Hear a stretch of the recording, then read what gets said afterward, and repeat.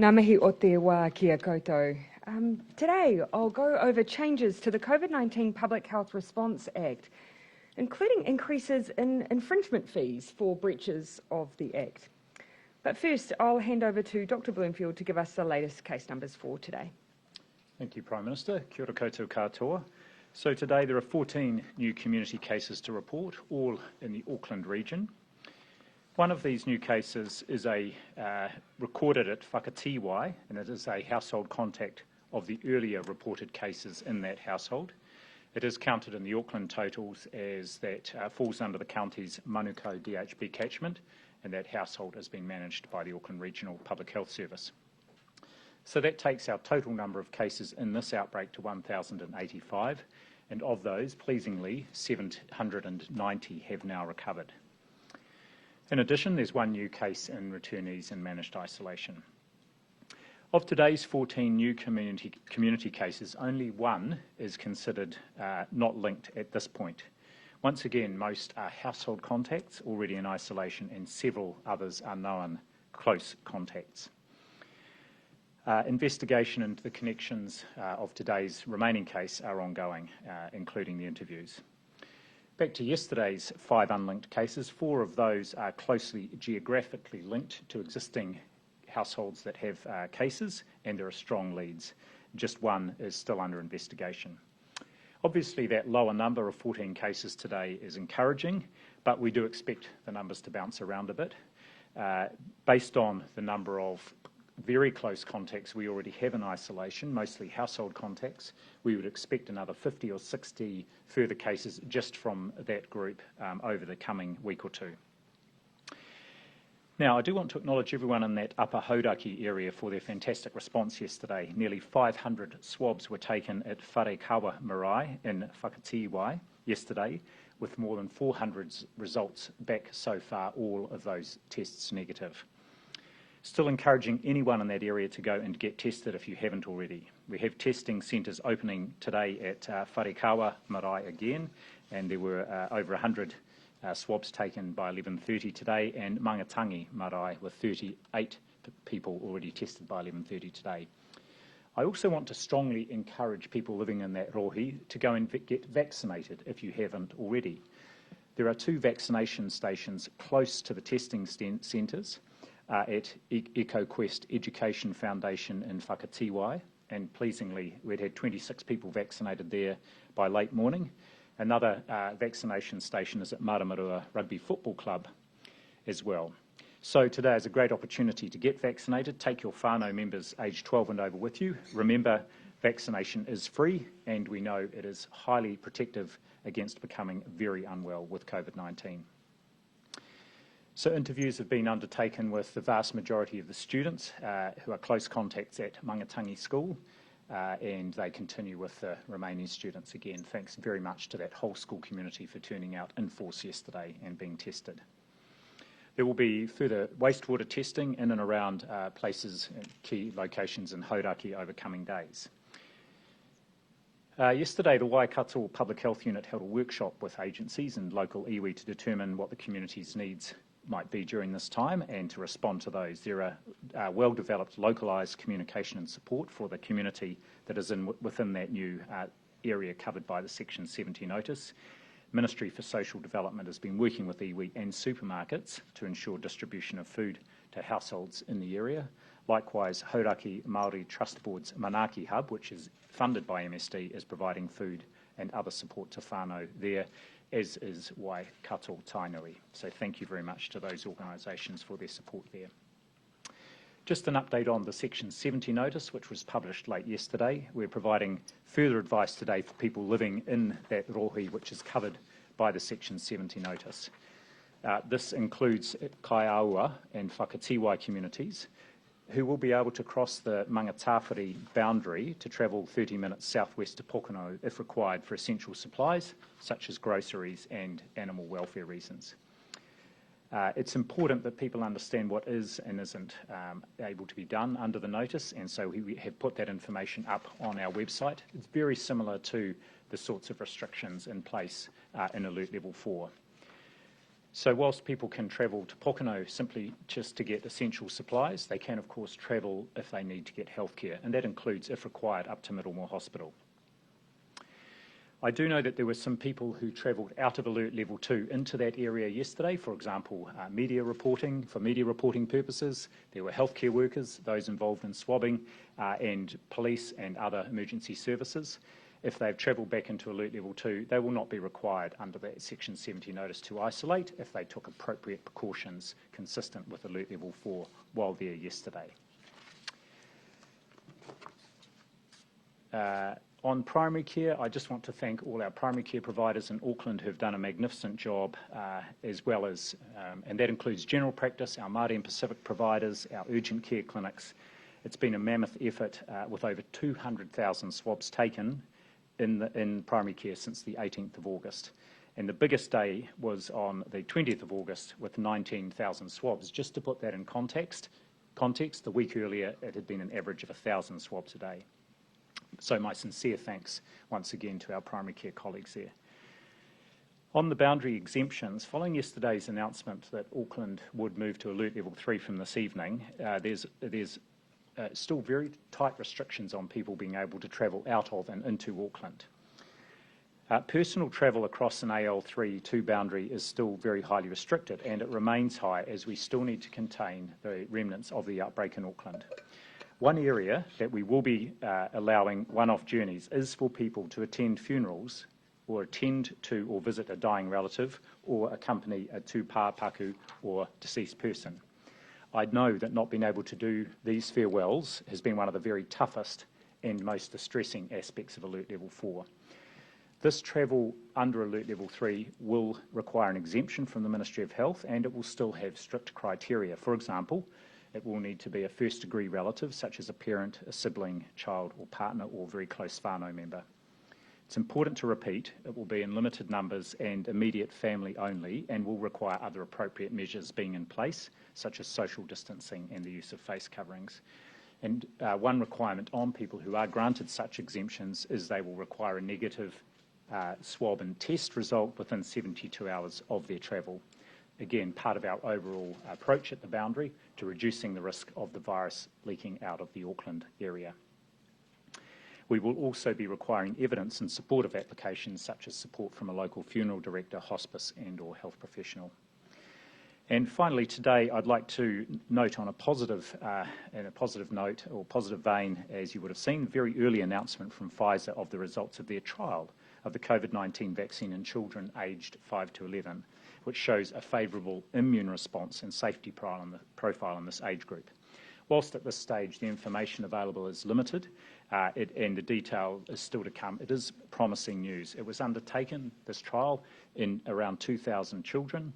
It used lower doses, about a third of the dose used in adults, and given approximately 3 weeks apart. Importantly, it showed a similar antibody response and a similar safety profile to the age group of 16 to 25.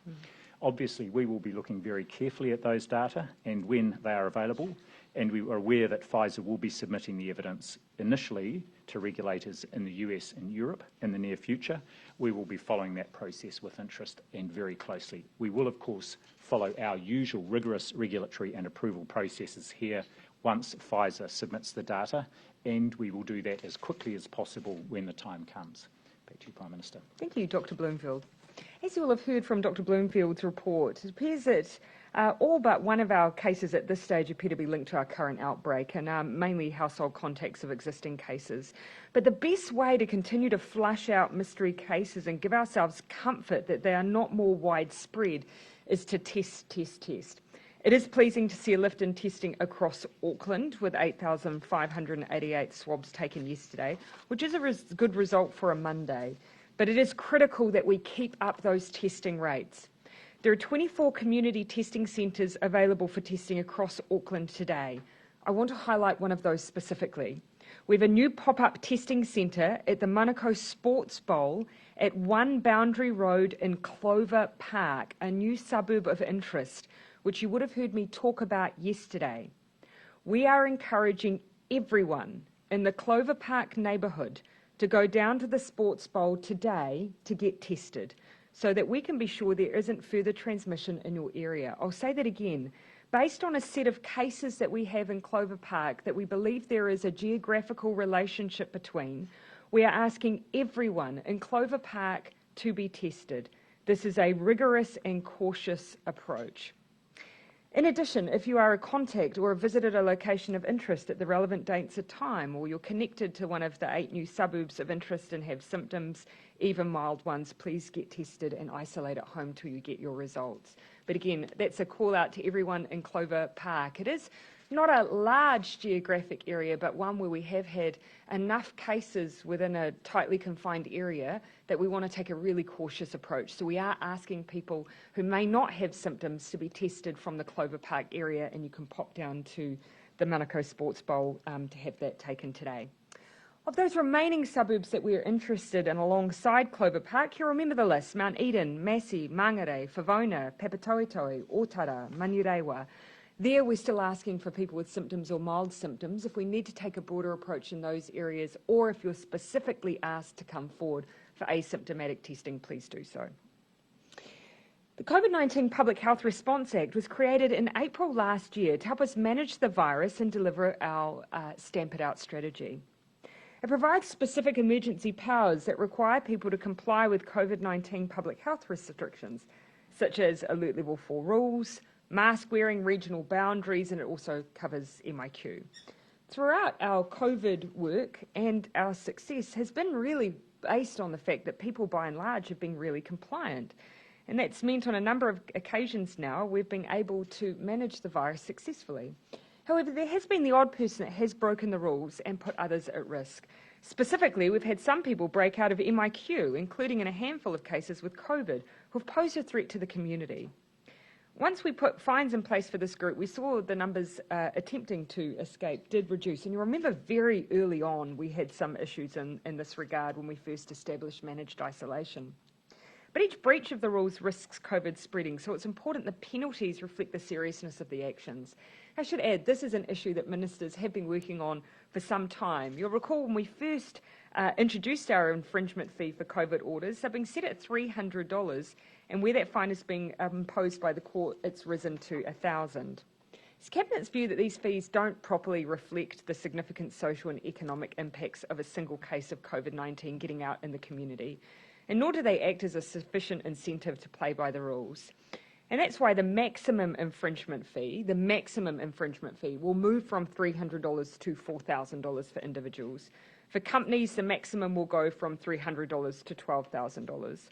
Where those fines are imposed by the courts, the maximum fine for individuals will move from $1,000 to $12,000, and for companies from $1,000 to $15,000. Again, those are maximums, and of course the court will use their discretion and take into account circumstances in order to use that fees regime.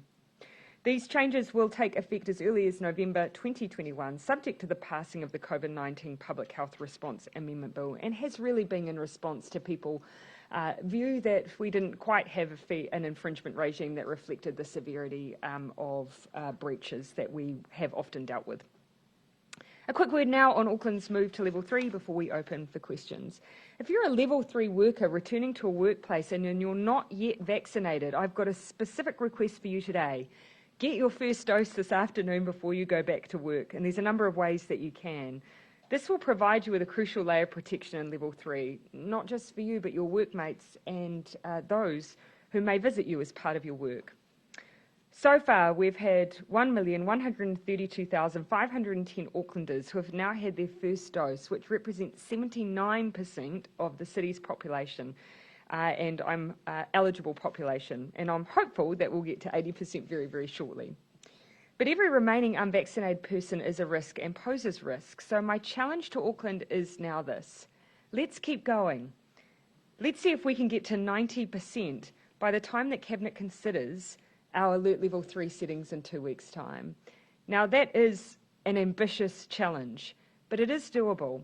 I've seen modelling which suggests that if we go hard and do this right, we can reach that goal, but it will require a team effort. It means that getting the vaccine yourself is not enough. You need to encourage and help others to do the same, whether it's answering their questions, supporting them to find information, or helping with a booking. If If you're looking for somewhere to get a vaccine this afternoon, there are walk-ins and drive-through options right across the city. You'll find them at healthpoint.co.nz. Another 20 GP clinics went live in Auckland last week, so we've now got 135 GP clinics and another 25 expected to start this week. There are 62 Auckland pharmacies and we're onboarding more of those as well. And today, New Zealand Post is giving its staff, contractors, whānau and members of the public the opportunity to be vaccinated at a drive-through clinic at its Auckland Mail Centre in Highbrook. We've also seen great momentum in our Pacific vaccination efforts, and so just for today, for this slot, I thought I'd highlight just a few of those Pacific vaccination efforts in our Pacifica community. There's a pop-up event today at the Te Aratu Samoan Methodist Church. On Thursday, a Nuean vaccination pop-up will be held at the Church of Latter-day Saints in Mangere, led by the whono. On Thursday, Friday and Saturday, South Seas Healthcare in the Otara Town Centre is setting up a Cook Island vaccination pop-up.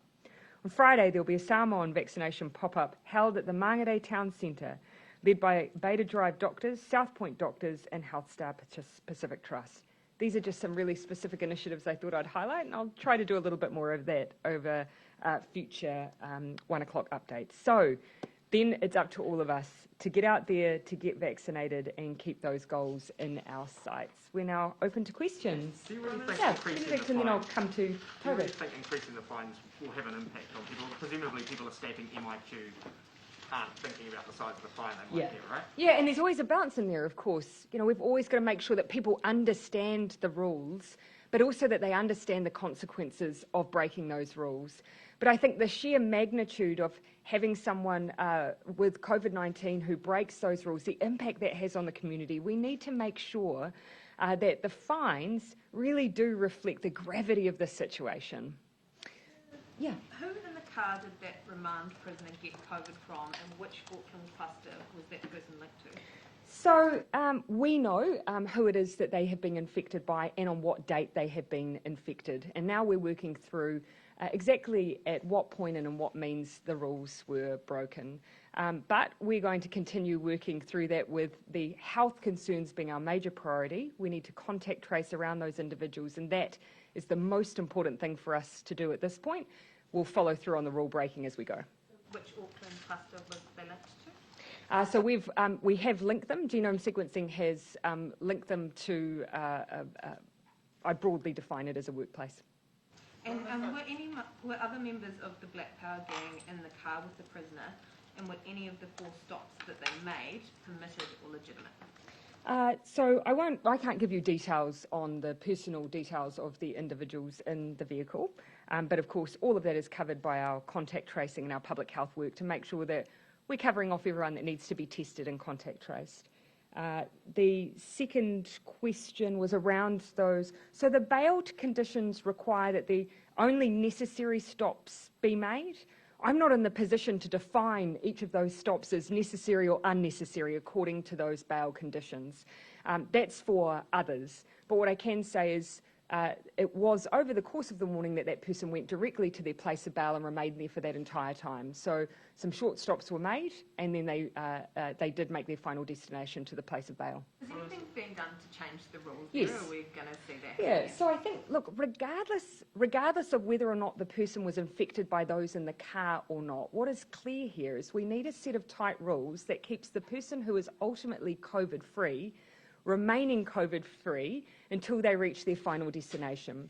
So I've asked the Minister of Justice and the Minister of Corrections to work together to see if we can create some criteria that ensures if someone is leaving to a, for instance, level 2 environment, that either a person from level 2 comes and collects that individual or corrections is able to make the drop-off. That should cover off that potential area of risk. So there's been I'll come to this only back. Yeah. Thank you. The data from the last 10 days show that Māori now make up the majority of the cases by ethnicity. Is that concerning at all? Overall, 13.8% of our cases have been amongst Māori, 68.1% amongst our Pacific community. Every case is a concern for us, every one. But of course, we do want to make sure that where we have communities where there is any additional vulnerability, lesser likelihood to access health services or any other health inequalities, then we need to absolutely do all we can to track down COVID very, very quickly. And that's where that community-wide testing is so important right now. Did you want to, Dr. Bloomfield, on that? Oh, the only thing I would add is I just want to thank the Māori and Pacific providers who, right through the outbreak, initially, of course, the Pacific providers, but more recently, as we've had that increase in Māori case numbers, the Māori providers have been fantastic working with AFS and so on to help us get into the relevant households and communities and get the testing done.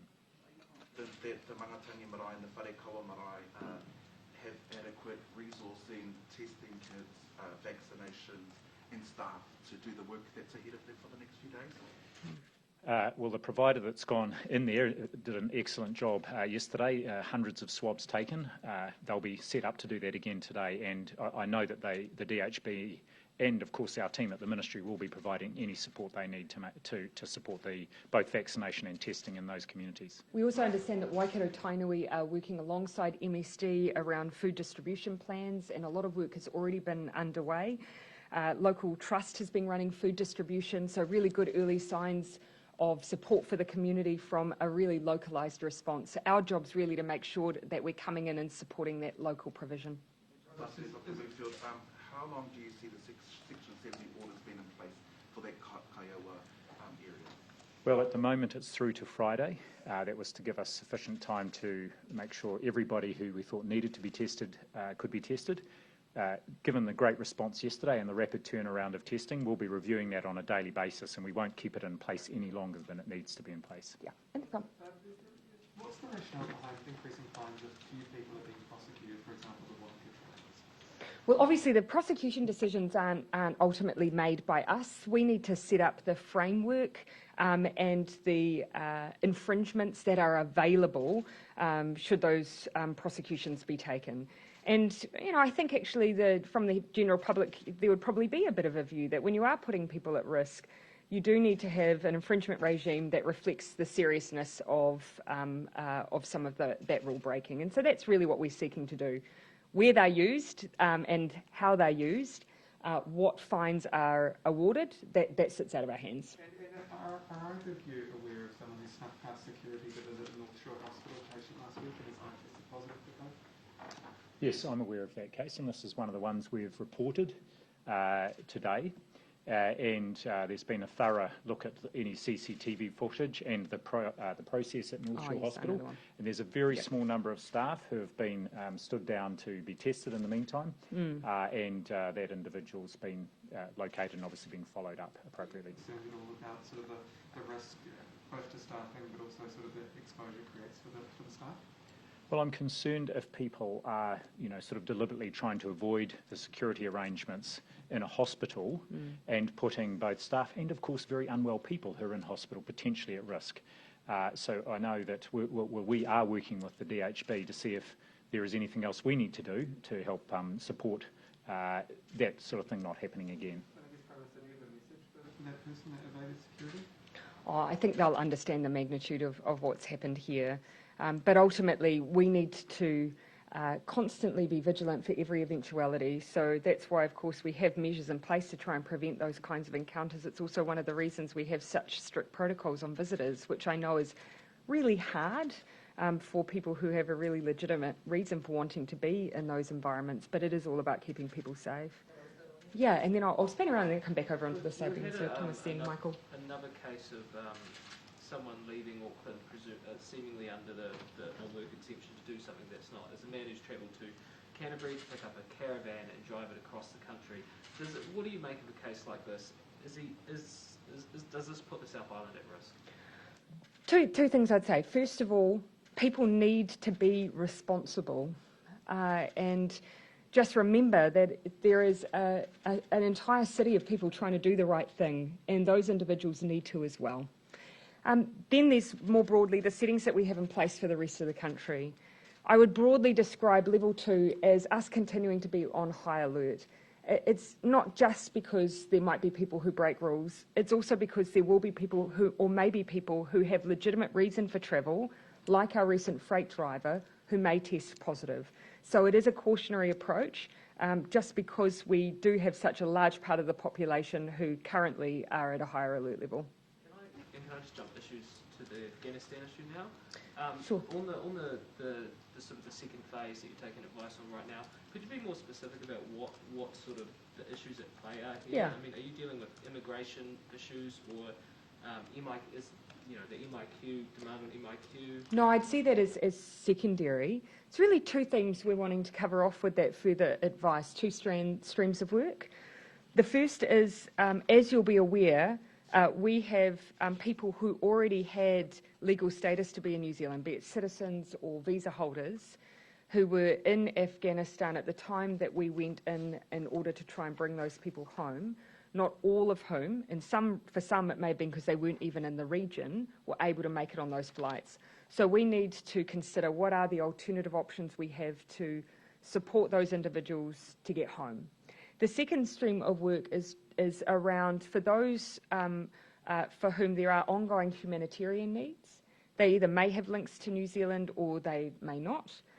What will New Zealand's ongoing role be around humanitarian assistance, be it through supporting people to reside elsewhere or general humanitarian assistance? So those two things. For the group that are already here, everyone who is it the case that everyone who was on those flights and has been brought into New Zealand under some visa or pretense, are they all going to remain in New Zealand or be granted visas, or will some be moved on elsewhere? Yeah. So look, for the most part, they've sought to be in New Zealand, and for the most part because they've had connection here in some way. And so there you'd see a responsibility for that New Zealand holds there. But what I've asked the team to do is to look at whether or not we, without breaching anyone's privacy, go through a bit more of a process of sharing a bit more of the breakdown of those who have already been able to return and those for whom we need to continue to assist. Is it the case that some people might have been evacuated from Afghanistan and won't be deemed to be suitable to continue to live in New Zealand beyond? For the most part, actually, a large portion were people who already had links or were family members. That's a large portion of those who are coming back. There were others who, of course, were part of those additional categories of having worked for New Zealand. But, of course, not all of them were able to come out in that first tranche. So, for the most part, they are people who have a link here. But again, I don't want to go into too much detail, lest I breach people's privacy, but we will look to a way that we can give a bit of a sense of where the bulk of those people sat in terms of their links to New Zealand or to New Zealand's work in Afghanistan. I did say I'd come across on, Michael's gone, so you want to take Michael's? I guess that, that's fair enough. Claire, you can substitute. Claire at the back. He wanted to ask about James Shaw's trip to COP. Yeah. And whether you were content with the size of the delegation he's taking. And also, James Shaw said this morning that whether they go depends on whether or not they make it through the queue for MIQ. Yeah. Is that because you've told them that's the only way that No.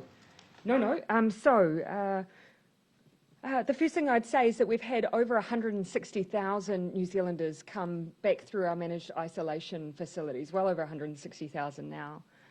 We have had one minister in that time travel out of New Zealand to undertake work on behalf of New Zealand as part of our important trade negotiations with the EU.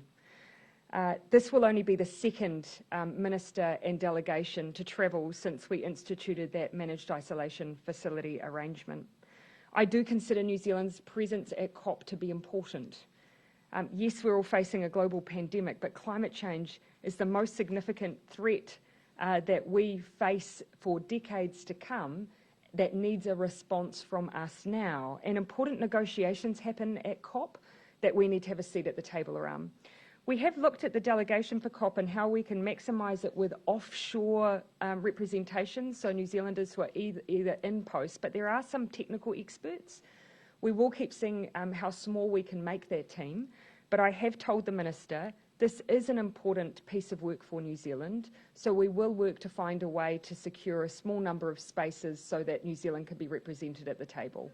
So we'll get access to emergency allocations when people offshore trying to get 160,000 loved ones won't. 5,000 vouchers were distributed across people in the last release that we had just yesterday. Several thousand more will continue to be released over the course of the coming weeks and months. We have had one minister take up a spot so far. This is only our second there is a balance to be struck here between making sure that, yes, New Zealanders are able to return home, and I know many are seeking to do so for summer and to see family and friends, and I appreciate how important that is for them, but we here also need to enable a minister to represent New Zealand at these important negotiations. Will he get an emergency allocation? So what I wouldn't describe it in that way at all. We have, of course, the ability to do small group booking allocations, and we've done that for business groups where there is a serious economic imperative. I see it as a small allocation, and as you will have seen, we've had 5,000 people who were allocated yesterday. I'm seeking a small number to enable New Zealand to be represented at these important negotiations. And relative to that 5,000 and the fact we've only had one other minister, I think New Zealanders will appreciate that. Understand how upsetting it will be for people who haven't been able to come home to say goodbye to dying loved ones. And we do have emergency allocations for that, and I don't intend for the minister to take anyone's emergency allocation in order for us to be represented at these important negotiations. So I hope that clarifies that question for you, Gina. Yeah, Ben, and then I'll pan back around here. Yeah. James Shaw said that you were intending to go to the General Assembly this year if the outbreak didn't happen. Sorry, what was that, Ben? I think James Shaw said this morning that you personally were going to go to the General Assembly if the outbreak didn't happen. Is that the case, or do you have any plans to head overseas? No, that actually wasn't the case. So no. Secondary issue. Well, and I guess that's at one point I would make. We have been very selective in the way that we have used travel for ministers since this outbreak began. Obviously, there's been a number of events where we've just decided it hasn't been the right time or the right priority, but there are some very critical events that we do need to be around the negotiating table for. Trade is one of them, and I also see the COP negotiations as part of that as well. We'll look to the future and give you updates, but you will know that the UK and EU FTAs continue to be at a really critical juncture for New Zealand, and they are worth millions of dollars for New Zealand. In your media rounds this morning, you said something about you were going to give people some insights into what a difference vaccine can make once the model has finished some of that work. Can I just invite you to be clearer on that if you are able to? No. So just that, really. What is the team, and when do you think you'll be able to So share? the modelling that we've had previously, that we've used from Sean Hendy, so you will have seen that they've done their own work all the way through, and they released some of that some time ago that did demonstrate a really high level of vaccination rate required as a substitute for public health restrictions. So they continue to do that work, and I thought it would be helpful once there's a bit more detail sitting behind some of those models for the public to see what a difference vaccination rates make. So that's really what I was speaking to, and we'll look for an opportunity to share that, but they're still completing their work. I don't imagine it will be too far away, but I don't want to put deadlines on someone else's modelling, so I'll leave it at that if I may. Mark, and then I'll turn across. If over the next week or two the number of unlinked cases starts to rise again, would you be willing to put Auckland or other parts of New Zealand back into level 4, and what would the alternatives be if not? I see, Mark, all of that is hypotheticals. Look, the decision, the recommendation that came from health was that 4 had done the really important job of giving us a sense of whether or not we had that widespread undetected community transmission, and the view was that we didn't.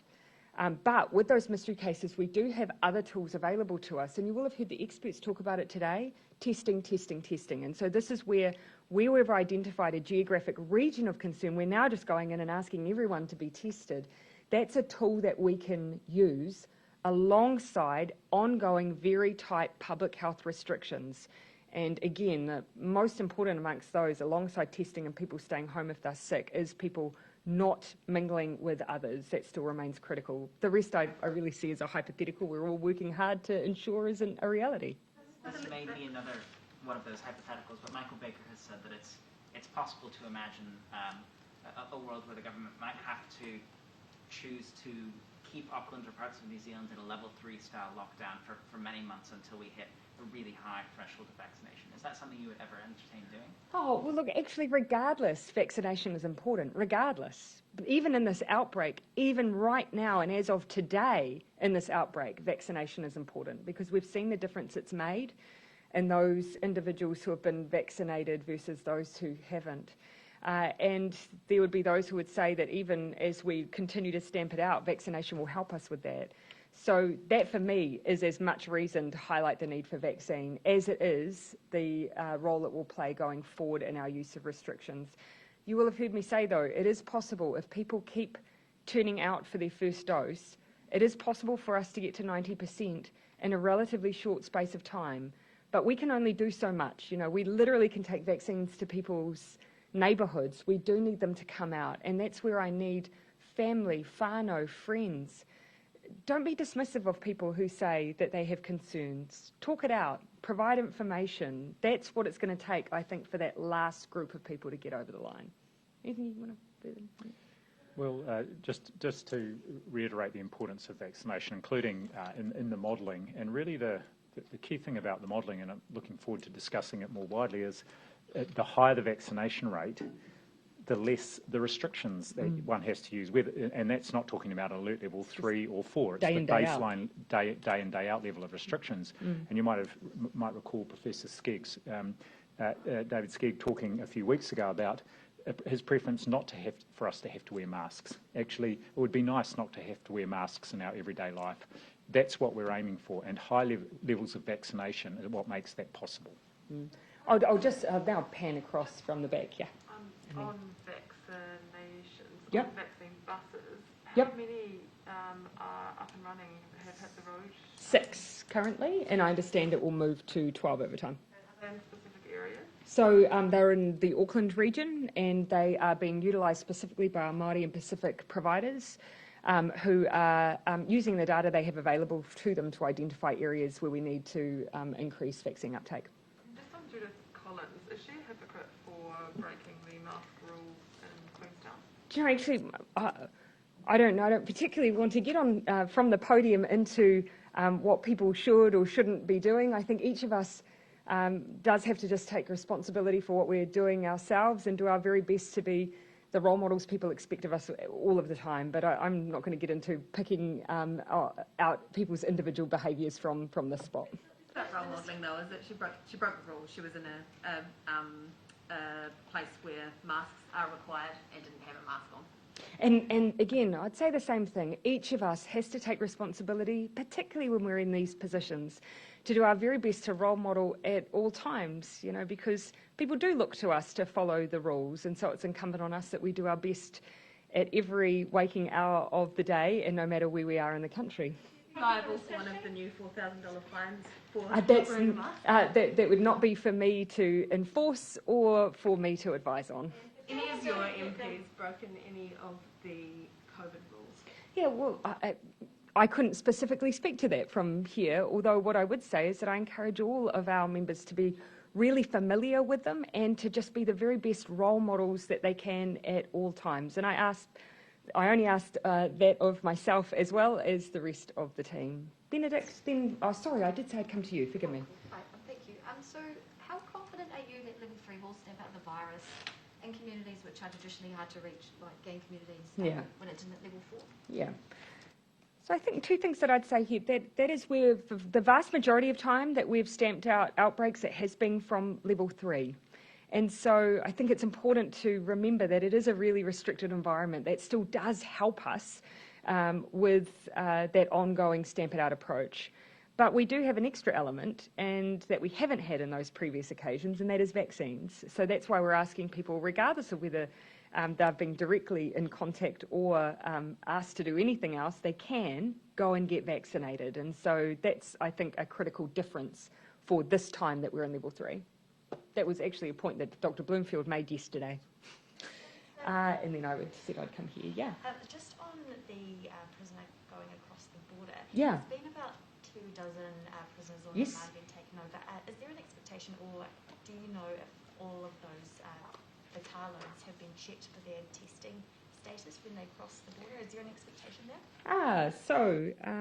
Yes, you are correct, and that would not be unexpected. And the orders that we have in place for crossings do allow for individuals to return to their place of residence. It's just the manner in which they get there that's really important. So you will have already heard me say that what I've tasked ministers with is tightening up those requirements because we know the prisoners COVID-3, we need to make sure that the people that transport them take them directly back to a level 2 environment and pose no risk to anyone in level 2 in the course of that movement. Being tightened now just to ensure that everyone crossing the border is showing those testing results? So ultimately what you'd be looking for is either one or two things. If someone is going back to a level 2 environment, we know the prisoners are going to be COVID-free. If the person's coming from level 2, we can feel pretty assured that they are as well. They need to come in directly, pick the person up and return directly. And in that case, that would be a set of circumstances we can consider low risk. If that can't be done, then we're seeking advice on whether corrections can undertake drop-offs to try and reduce risk. And is there any information about a schoolboy who went from Auckland to Dunedin without an exemption? Is there any update on that? I don't have an update on that. No, I've just learnt of that in the last a few minutes before coming down here, but it's obviously something we'll look into. Yeah. In terms of Benedict, and then I'm going to finish over here in the front. In terms of the new penalties that you announced, the higher new penalties, are they going to be applied to everyone equally? Because you do have that Wanaka couple who still haven't, or the Auckland couple who flew to Wanaka, who don't seem to have been charged or anything yet. I mean, do the rules apply to everyone? So we create the rules, we then create the penalties that can apply, and our job is to make sure that they reflect the seriousness of what we're dealing with here. And I think the community would expect that these penalties should sit at a higher rate than the $300 they have been. We've done that, but ultimately politicians don't place the charges or then prosecute those issues. And so then it does come down to those who have that responsibility to ultimately decide who does face infringements or indeed face charges. Concerns about the length of time that's taken to make a decision on that? No, it's not for me. We need to let others do their job. And I'll just if you don't mind. little bit sneaky. I was going to come around here in the front. One of the concerns might be that if the charges, I mean, a lot of disinformation is getting into the more vulnerable communities, and if they're charged for instance, attending an anti-lockdown protest, and you've got people that are arguably breaching in a much more serious way by breaching that border who aren't getting charged, are you sure that the fines won't be dished out in a way that increases inequality? Yeah. No, I'm confident that those who are involved in making these decisions will be looking to ensure that they're even-handed in the way that they deal with each case. And that's why we have a system that allows individuals to make decisions based on the cases they have in front of them. Our job, though, is to make sure that they then have an infringement regime that reflects the seriousness of what we're dealing with when people do openly and knowingly break the rules. Yeah. The Pacific vaccination has taken place this week. There seems to be slight confusion around consent of the vaccine, where the parents should every time give consent for kids in that 12 to 15 age group to get the vaccine. Can you just clarify the advice around consent, please? Yes, and I know there's been particular concern in the Pacific community about this.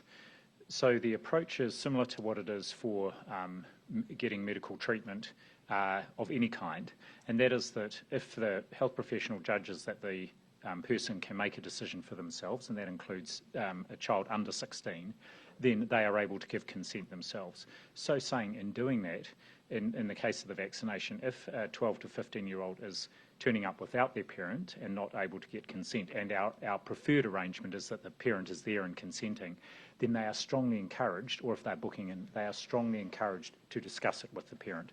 But they are ultimately, if adjudged to be able to make that decision for themselves, they are able to consent themselves. However, the way we're setting things up is to take a whānau-based approach, so both parents and children 12 to 15 and older teens can come in together. That can remain consistent across, I guess, best vaccination events compared to going to your local GP? Yes, that's correct, because the vaccine has been given or supervised by a registered health professional who has to, in every instance, go through a consent process. And of course, they take particular care if it's someone younger, and if it's someone younger who is not with a parent, then that would be a very specific conversation. All right, thank you everyone. We said we'd wrap at 22, so we best wrap.